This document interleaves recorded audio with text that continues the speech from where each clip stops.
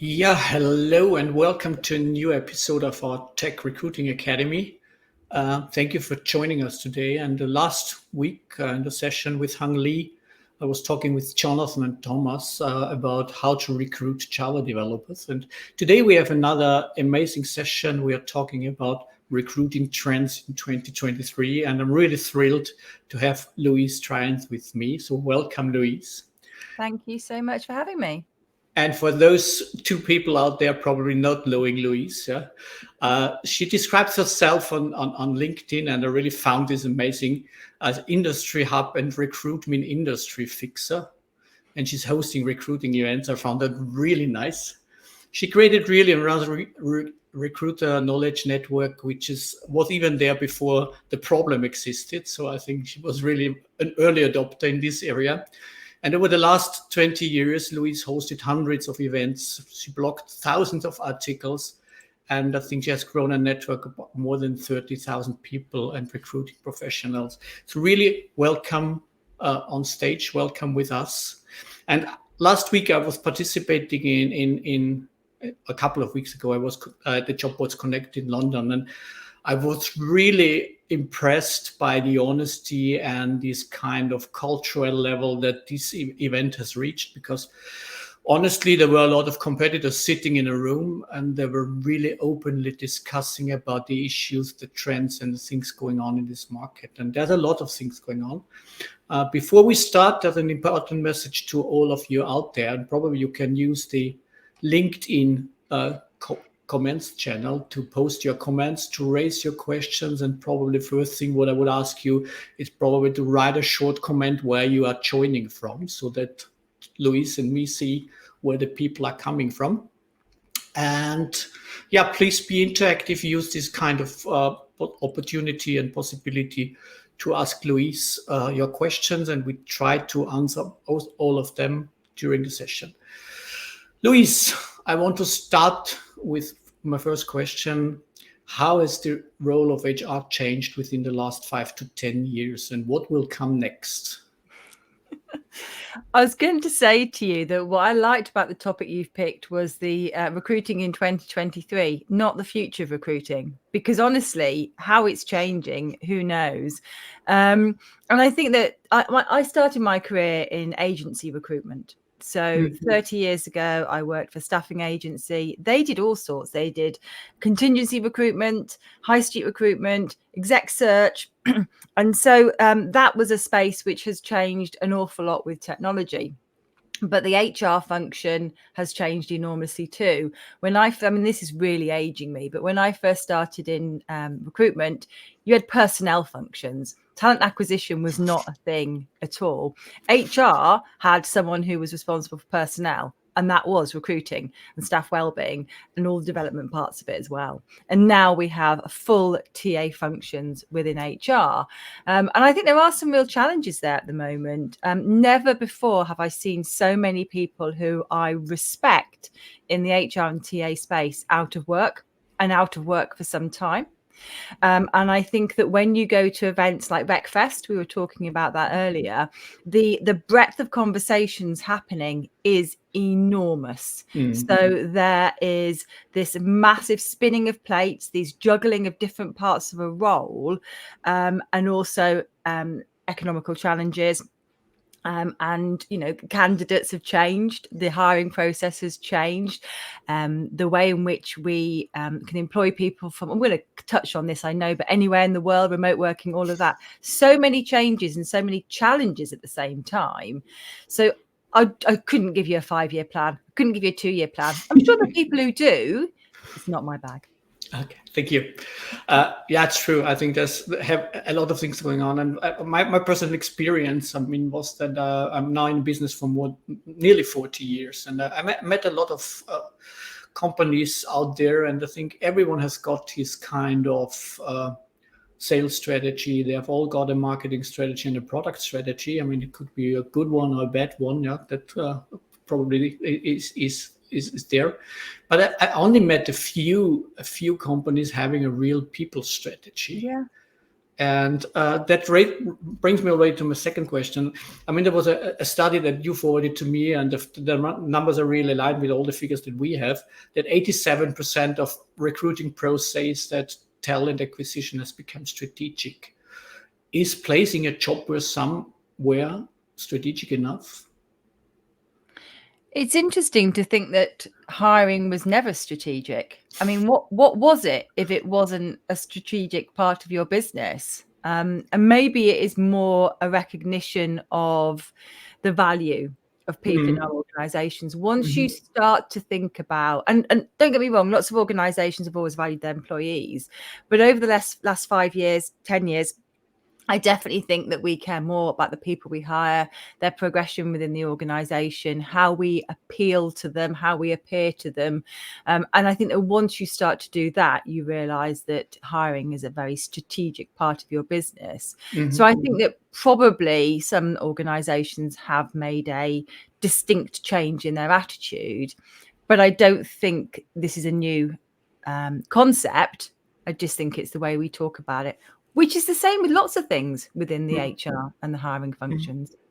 But hasn't it to do with? I mean, you get the seat at the big table if you're having a kind of a proactive strategy which underlines that it's bringing the company forward. And I recognized HR, probably that was my mistake, but I always recognized it a little bit as passive or reactive. Let's call it reactive. So it was somebody was leaving the company, so we were looking for another one. So we got to try to find new candidates, and this proactive outlook into the near future, the minimum.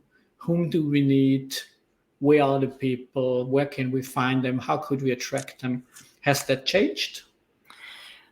I actually think one of the things you're talking about here is having a seat at the table, isn't it? Is that HR being involved in those decisions from the outset. And I think that is changing, but I see that conversation still happening a lot. How do I get a seat at the table? How do I be involved right from the outset? And yeah, I think that for a long time, HR and recruiting have become less passive, more proactive, holding more responsibility, being stronger in saying this is not the right approach to things. It's the same for recruitment agencies. Ever since I went into recruitment, the kind of the end goal was to be seen as consultative, to have a relationship with a client where you could say to them, can we rethink why you're doing this, how you're doing this? Is this the right decision for your business? Have you thought about this? This salary isn't going to work. Could you do it a different way? And it's the same for TA and HR. It's having the confidence to push to have that place. And you need the tools in your armory to do that. And we definitely have more of those now. Does it need more braveness in the HR departments? It does. It's such a difficult thing, isn't it? I mean, I'm not a motivational speaker, but part of it is that you either have it or you don't. You either feel confident in saying to a client or an internal client, actually, you need to listen to me. But you need the confidence, but you can't just have the confidence. You have to have the data to back it up, the evidence, the tools at your disposal, the skills, the knowledge, all of those things. You can't just go straight in with that. And there has to be a more broader industry. Everyone's doing it. It's really easy for you to do it. Being somebody in a space where there's been no historical relationship like that makes it much more difficult. So the more we have this conversation, the more that people are brave, step up, have the confidence. And it's not that you're doing anything that's wrong. Hiring is obviously strategic in an organization. The wrong people, you're never going to have the right business. And it is setting that precedent and having the confidence to do it. And I'm interested for the people who are watching in the stream. I mean, how many of them really do think that in their TA role or their HR role or their recruitment role, they actually are listened to and respected? It's the sort of survey Hung would do, isn't it? Hungry on Brain Food would say, are you really listened to and respected in your organization? And I'd be interested to know what percentage are. That's a good one. That's a good one. Please drop it in your comments. Yeah, that's a good one. In the meantime, Louise, let's talk about skill sets. I mean, the skill sets are dramatically changing in all the areas. So if you look on developer skill sets, if you look from our business on customer skill sets, there's a lot of changes going on. What skills do you think are most missing in HR or in recruiting? I think that there's a couple of changes taking place around what you're talking about before I come on to what those skills might be. And you're absolutely right. I think that more we're hiring on, I hope we are, skills rather than credentials. So for a long time, we've talked about skills-based hiring. So rather than just looking about these credential requirements when you're hiring somebody, you're looking for skills. The other side of this is I would like to hear less about cultural fit and more on how the skills that you need do fit in with the overall business aims. For a very, very, very, very long time, I've been really uncomfortable with the phrase culture fit. I think that it's not very accessibility friendly. And I think that it can hide a lack of diversity and bias. So I do think that, yeah, we should be hiring on skills. We should be looking at transferable skills. We should be looking at upskilling, all of those things, upskilling, reskilling. We talk about trends. I see that talked about a lot more, is how we upskill or reskill. And COVID did that to us. We had to work with the people we had. The people who were out of work had to find other work. What skills are really missing in HR? What skills are new? What skills are needed in TA? I think the technological skills have probably changed, but the core of what this job hasn't. It's about really high quality matching, relationship building, listening. I mean, those skills haven't changed, have they? No. And I think that's probably the reason why most of the people went into HR, because they liked this kind of skill set and they wanted to work in this kind of surrounding and environment. That was also the reason why I stepped into this people business, because I really enjoy talking to people, seeing the glimmery, shiny eyes if I tell them my story and if I give them my pitch more or less and say that's the direction we want to go forward and we're striving for. And so I think that's probably the reason. As now AI is in all the minds, everybody's talking about ChatGPT and AI. What could it do for HR? In theory, absolutely everything ish and anything. I mean, this is just the most obvious thing, but it won't take out the people element, but it can strengthen the people element. I've just seen a comment from Stephen, by the way, which is just going back to what I said earlier, which is when an employer hires for culture fit ahead of skills, I ask what training investment they make in new hires. So absolutely, the culture fit is not the answer, it's the skills. No. But yeah, ChatGPT, I have seen some amazing resources, which I think HR, TA, recruitment professionals should be using themselves, which are all the different ways in which you can use ChatGPT in a really or AI in a really positive way, segmented up into the areas of the roles that you're doing.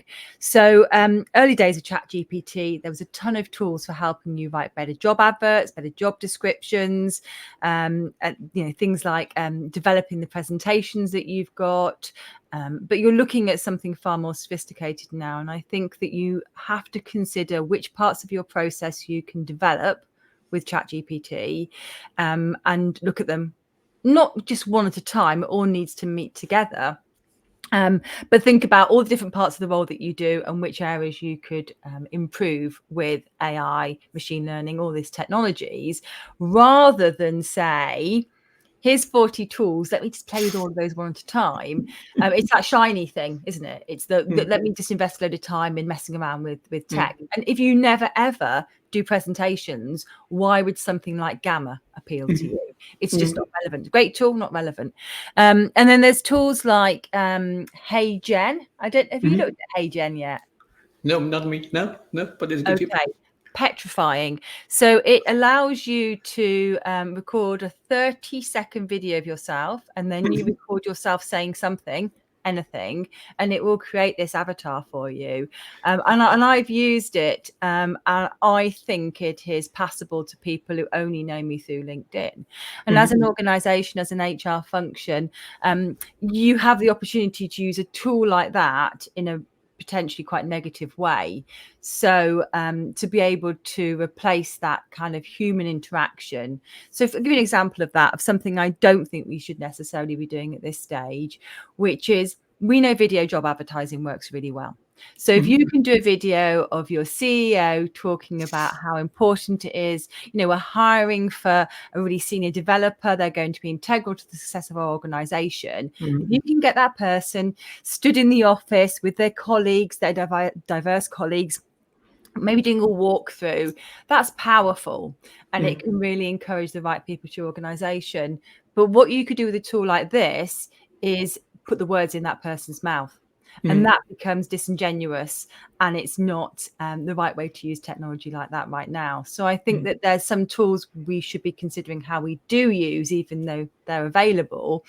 I would be interested if anyone has looked at something like Hey Gen or those tools, because they're amazing. They are so, so clever. And like I say, I just think with a tool like that, as an HR manager or a recruiting manager or a TA manager, you might think, this is a shortcut to produce the type of content I know we need. But I mean, really, do you think would you be comfortable with doing something like that with one of your colleagues, literally putting words in your mouth? No, probably not. Probably not. No, I think there's always a kind of a really small line where the good and the bad things meet. And I think I personally see I see AI as the kind of freeing us up from some repetitive work that we anyhow didn't want to do, and it was probably grabbing a big part of our working time, and it could free us up for doing the human part where we all stepped into the business. And honestly, I mean, I stopped reading CVs many years ago because I found it extremely unsexy to always think about the past tense of a person I want to go into future with. Yeah.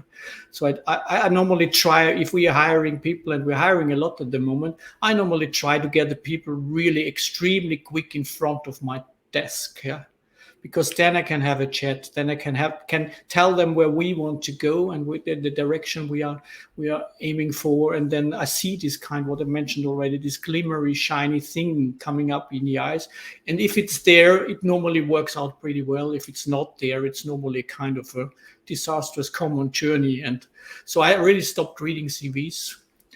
For me, it's a little bit like, if you're going into a partnership, and if you really exactly want to know who many partners the other one had before he met you. So it doesn't give you anything except. But you still might want to take up references. That's all I can say. I think that using the tech for matching will become much more sophisticated. I think that the risk is that job seekers know that too.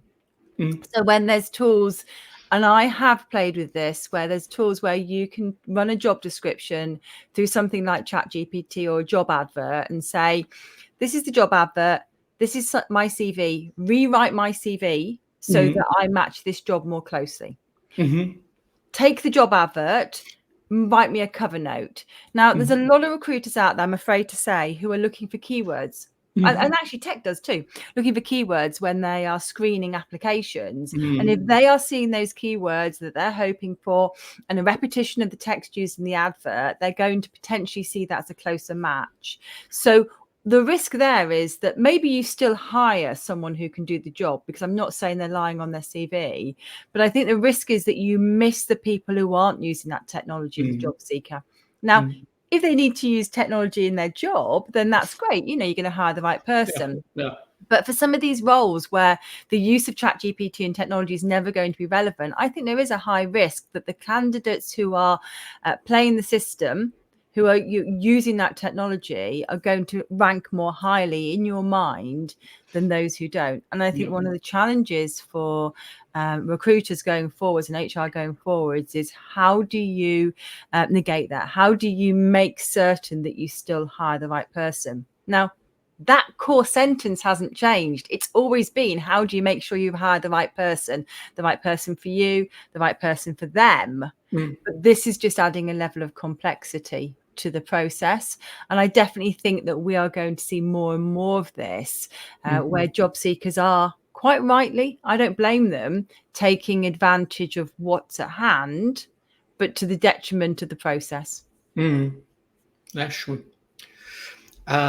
Totally other topic. As we all have learned, I mean, if we have open positions, I mean, there's a mechanics which is now on the market for probably 100 years. So it's putting a job ad somewhere, yeah, and then we start. We don't like this term, but probably it's just post and pray. And at your conference some weeks ago, there were a lot of discussions on that. I remember there was a lot of what is the future of traditional job boards? Is there a future for traditional job boards? How do you see that? Well, I think there is a future for traditional job boards, but I think that they will make incremental changes which will align them more with marketplaces and communities. So I think that this is just the most cliched thing, and I say it quite often now, which is, as a hiring manager, you need to fish where the fishes are.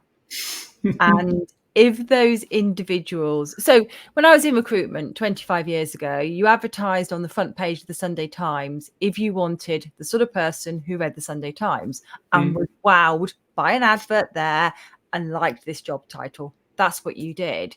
10 years ago, if you wanted to hire somebody, you would advertise on Monster or Read or CV Library or Total Jobs, because that's where they were. They were looking on those job boards. That's where they knew to look for jobs. Then you had to really focus on getting profiled on Google so that you would be seen there. I think a lot of HR functions and recruiters and TA folk have stopped relying on their website as much as they should.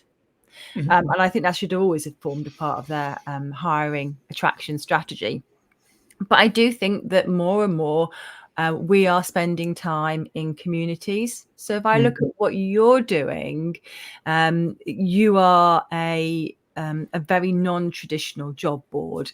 And there's lots of businesses like you who would maybe ideally not identify as a job board. I speak to there's so Flexer Careers, fabulous. They won the startup competition along with Gigged at RecFest, and they're both job boards, but they're identifying as something more than that. So I think that if you are a job platform, a job marketplace, it's always be the same, but you have to work harder to attract those people to want to be on your site. And I see, often careers advice, or we'll help you with your CV or your resume. There's lots of ways you can do it. I remember when the ability to request jobs by email was like the most exciting thing ever. And now, candidates don't even want a ton of jobs by email. But yeah, you need to think about, as a job marketplace, what the future is going to hold for you. That's what I love about running Job Boards Connect, is that it is so kind of like it sits alongside beautifully the work I do in the in-house recruitment space and the agency recruitment space. They're a subset of the market, is this attraction piece, and they're not the whole answer. But job seekers do still use job boards. Of course they do. I just think they're using an awful lot more other avenues and tools as well. And it's different by sector by sector. The people who you're engaging with will have a completely different route to find a job than somebody who's perhaps a pharmacist or a farmer. They're very, very different. Yeah, and I mean, even if you look on our business model, I mean, what we recognized, a couple of years ago, and that is also why we try to guide the clients and take them at their hands. I mean, honestly, for example, we have Bob having an open position as an HR manager, and we have got Mia as the developer being on our platform, in our community. I mean, they're both there of totally different reasons. Bob is here because he wants to fill the open position. Mia is here because she really loves the content that we produce, and it's really dev content for her. And even they're both on the same platform, if we're not doing anything together with the client, they never will meet. So I think exactly they're both there. So, and I think it's much more than just being part of a community. I think you have to be active there. You have to start going on stage. You have to present yourself. You have to talk about you. And a really nice example because you mentioned this 30-second video. And I had a kind of a startup guy calling me a couple of months ago, and he was really somewhere in Germany, 60 kilometers outside of Munich, so not the best place to have a startup, probably. And he was looking for a lead developer, and he really called me, and he contacted me on LinkedIn, and then we had a video call. And then I said, "What's your thoughts and your thoughts, and what do you think?" And I said, "It will be definitely extremely difficult to find a lead developer because they do not have the money. They are not in the center of Munich. They're somewhere outside." And I said, "What are you doing?" And then he really explained that I found a kind of an algorithm, and they're building an app where they can probably save. I don't know the English word for Gelbsucht, but babies normally tend to have this yellow skin. Oh yeah, yeah, yeah. And in some of the cases, it really it becomes risky. And normally it starts at the 4th day. And as normally moms go home after the birth of the 2nd day, it's very difficult to predict it. And they have found a kind of an algorithm with the bilirubin level of the baby's blood, and they can prognose it.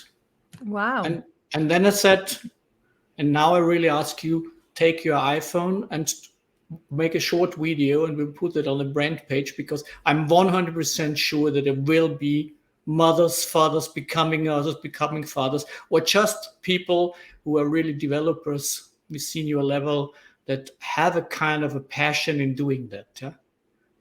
And I think they fill the position in 2 weeks.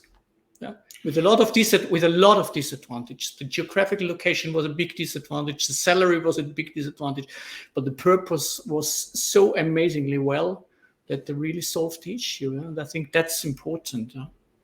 I think that having a story, being able to tell your story, having a compelling reason to get in front of people. It's interesting you say that one, because often we think it's the big brands, everyone wants to work for Nike or Pepsi or, big car manufacturers, Rolls-Royce, they're going to attract the candidates because they've got a sexy brand. But no, I think it's just having a story which resonates with people.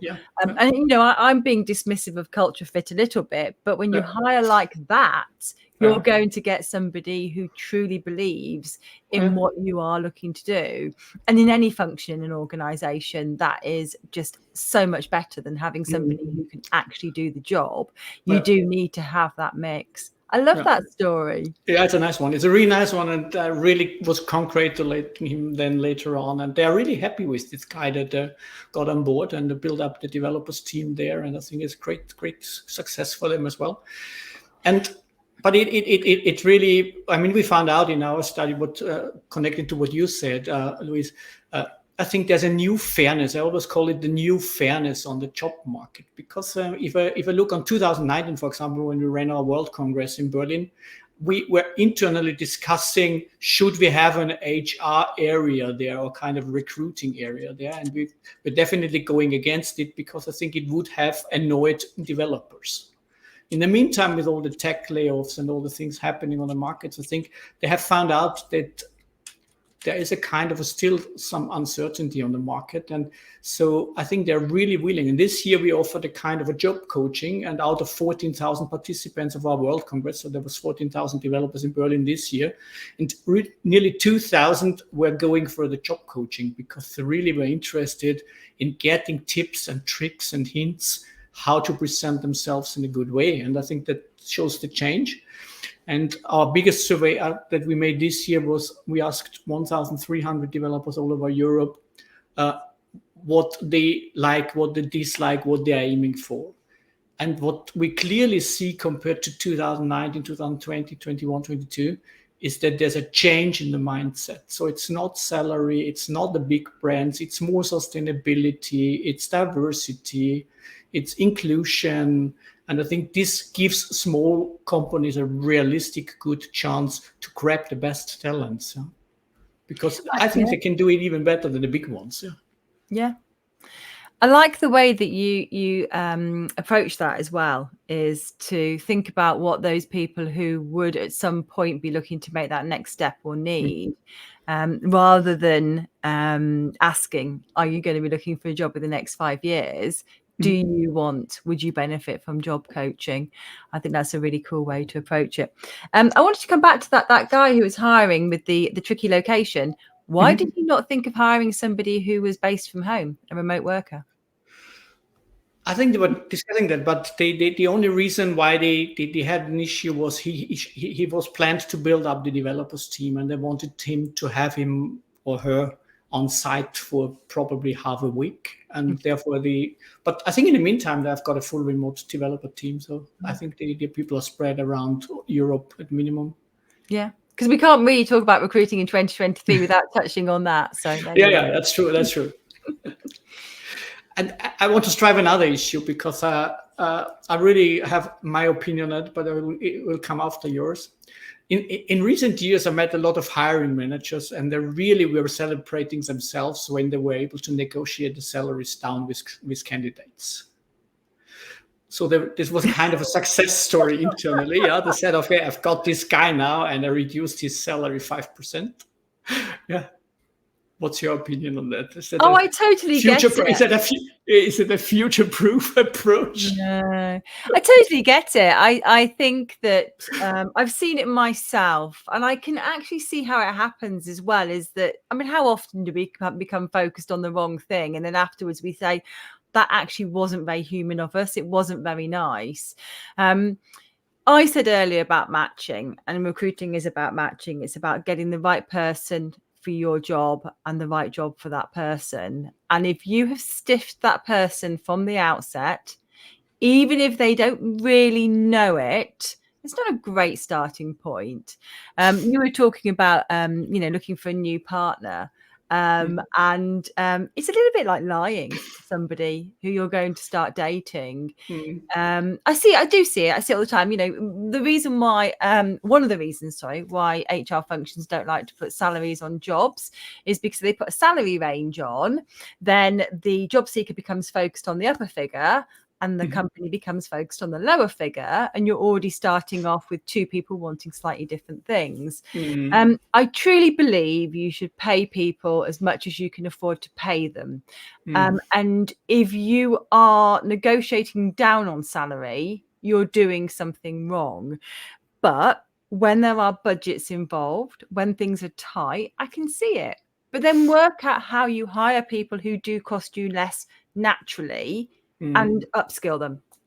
So I know that's easy to say, but if you only have a certain budget, hire somebody who already falls within that budget. I would say. Also, I think we know that, broadly speaking, promoting internal talent is cheaper than hiring externally.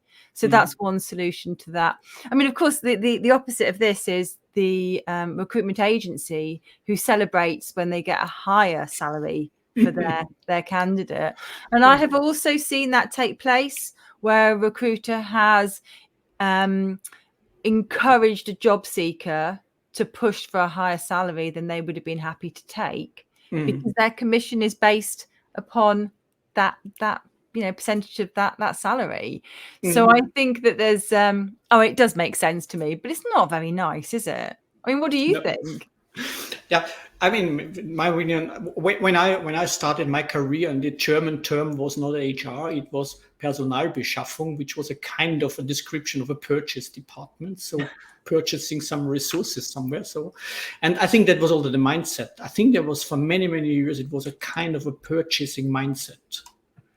And now with employer branding, I think we try to turn it into a kind of a marketing mindset, understanding target audiences, starting speaking their language, and coming closer to them. I think that is what's going on the market. I love this example because I really met this quite often. So that they were really celebrating at the coffee machine. I was working for telecommunications industry for many, many years, and salaries were quite high there as well. And they were really standing at the coffee machine with a cigarette, and they were really saying, I've got him now 5% cheaper than we expected. So I think it was really kind of he got a bonus for that probably as well. So. Yeah, maybe he got the 5%. Probably. In that case, I would be celebrating too. But it's still not a nice way to start a relationship with someone, is it? And if we come to priorities of candidates, I mean, there's a lot of studies, and I think they're all very similar. And I have one in front of me at the screen now, and I need to have a smart look on the right-hand side on the screen now. I think number one is the compensation. Number two is work-life balance. Number three is flexible working arrangements. Number four is advancements, and number five is skill development. How good are companies in really covering that? Well, I think we've already discussed that they're not always amazing at covering the salary.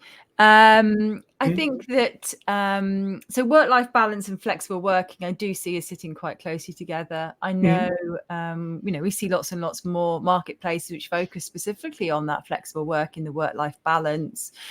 I've been doing some work with somebody who's got a business which supports allows organizations to support their employees. It's called companions, who have issues with looking after their own parents or pets or home issues. And the idea behind it is that you have a budget for each employee, which can be used when they need to find somebody to look after an aged parent or take their, that aunt to a doctor's appointment. The idea is it allows you to work and have a work-life balance without feeling guilty. And I know that conceptually it makes a lot of sense, but I don't see massive take-up of things like this. And I think there should be. So if you want to support work-life balance, you have to think about how you do it. You have to say to your team, I don't think you've taken many holidays this year. Don't you think you ought to take your vacation days? Or I've noticed you're working very late. What support do you need to stop doing that? And all of those conversations potentially reduce the productivity. You're concerned they reduce the productivity when they don't. The flexible working, I just think we're in the most ridiculous situation at the moment where we know that people want to do flexible working. I saw a survey, and I can actually share it in the comments, which was that 90% of companies plan to implement a return to office policy by the end of next year. And this is just shocking because alongside that, the individual did a survey. They had 400 votes, and only 7% of those people wanted to go back to the office 5 days a week. So when you're saying to me that the flexible working was third on the list of the things which are the most important, 90% of companies, I think it might be UK companies, are looking to take that away from them. And 90% of job seekers don't want them to. Well, let's not be too surprised when we struggle to hire or retain. I'll put that in the comments on LinkedIn now, I think. I mean, I normally call this kind of how we work. I normally call it adult daycare program. So that's my term for it, because kids are bringing their parents to the office and the manager's taking care about them from 9 to 5. And in the evening, the kids get their parents back. So that's why I just call it adult daycare program. I think that's what it describes better than office hours or something. Yeah, I mean, there's obviously a lot of jobs that you have to do from an office. You can't be a brain surgeon from home quite yet. Although with the way technology is going, there is actually probably quite a high probability. Probably, yes. And we do know from our own surveys that that was also a kind of a surprising figure for us. But 43% of all the devs that we asked this year, and I think it's not really specific to devs. Yeah, I think it's probably valid for other jobs as well. And 43% said that they would also join a company even if the salary is lower, if the company could offer them career opportunities. Yeah, and I think that people, broadly speaking, don't want to keep having to look for other jobs. Job seeking is not like the most fun that you can have. No, definitely not. And I think that the idea that you could stay with you've matched with an organization you really like. And why would you not want to be able to progress within that organization at the pace you want to, and to roles that suit you? So I can totally see why that's a very, very attractive for the job seeker, and also for the hiring organization. I mean, I honestly, the figures keep changing all the time, but how much does it cost to hire somebody in? And I think that if that ever really became very widely undertaken, if most organizations tried exceptionally hard to keep their staff, to upskill them, to promote them, then job boards would struggle. But that isn't going to be the case. It really isn't. Yeah, it's true. It's true. Yeah, and I think I've got a last topic on my agenda. I really want to talk about it because I was invited a couple of weeks ago. I was invited from a German magazine, and they asked me for an interview. With the headline of the article was "Why is Generation Z so lazy?" Say it again. Why is Generation Z? Why are they so lazy? Oh, that's a really delightful topic as well. Yeah, it was a nice one. It was a really nice one. I enjoyed it. Yeah. Yeah. I don't know. I think that it's just natural evolution of people of like huge swathes of the population is that stuff just changes.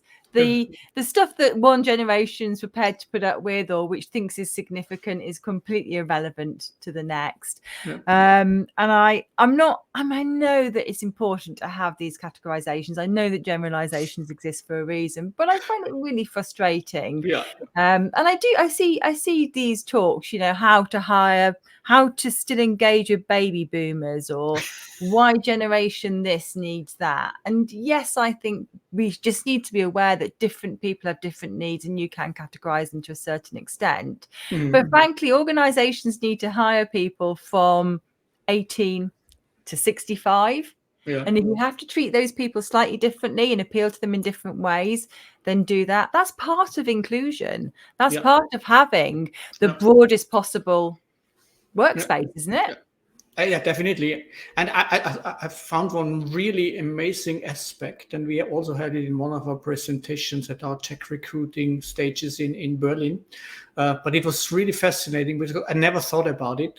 And it was a kind of a study which explained that the baby boomers and the generations are the most happiest in the labor market. The reason for an explanation was quite clear for me, but I'm really interested in your opinion. No. Tell me, what do you think? The baby boomers have got the good old contracts, so they are really safe. Yeah. And the Generation Z is just starting into the work markets. So they're full of energy. The ones have got their old good contracts, and the other ones. And this kind of study mentioned that you should really take care as a company about the generations in between.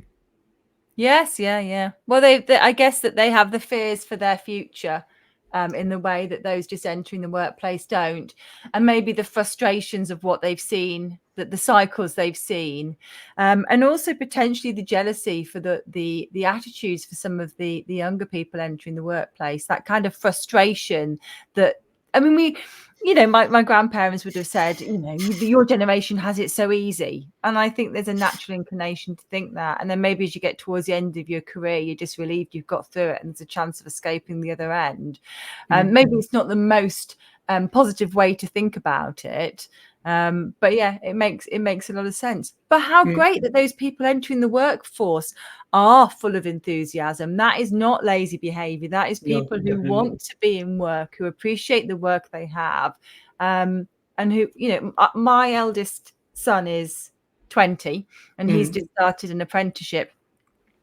And his enthusiasm for the work he's doing, I mean, he's got an amazing apprenticeship as it happens, but his enthusiasm for the work that he's doing, his pleasure at meeting these colleagues he's going to be on a 4-year journey with, the delight as he's found out things about this organization, which he wasn't expecting to find out, working for Amazon, and he had some preconceptions, but to see that they are not true. So yeah, you do see that. How great, rather than going into work and being, what have I got 50 years of this? Yeah, I'm fully agree. I was just stepping into that interview because I found these headlines so wrong. That was the reason why. Because I'm totally fan of all the generations in the labor market, and I think you just need to treat them well, and you need to understand them first. I think that's important.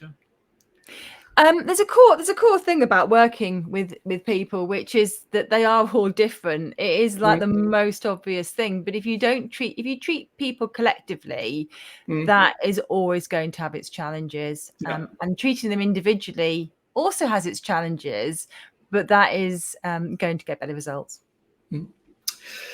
My dear audience, I think this is really the last chance to get answers from Louise. So if you have some questions in mind, if you need to get some kind of really important answers on things that you are taking around with you for many weeks and months and years already, best chance now. I have enjoyed seeing the comments. It's nice to see comments during an event. Yeah. And Becky's here saying that work-life balance is important, and so is culture. People do not need to be in the office every single day to prove they can do their jobs. It's nice to, I absolutely agree with comments like that. Yeah, totally true. And I think it's a kind of that. It also is a leadership topic. I think we need to change our leadership styles. I think I always call it that trust and control need to exchange places. I think that's important in companies. Yeah. So I think there's two seats, and we probably should change the seats. So that's how I explain it for myself. Louise, it was a great pleasure to have you here. It was an amazing session. I really enjoyed it. If you liked it as an audience, please write it down in the comments quickly or later on. So we are really thankful for every feedback that we get. It's a kind of a new format that we are now rolling out, and we want to improve on the way. And so feedback is really important. If you enjoyed it, thank you very much for being with us. Louise, thank you so much for taking your time, and thanks for listening, and thanks for joining. And thank you. Please have a nice remaining week, and goodbye from Vienna and UK. See you soon.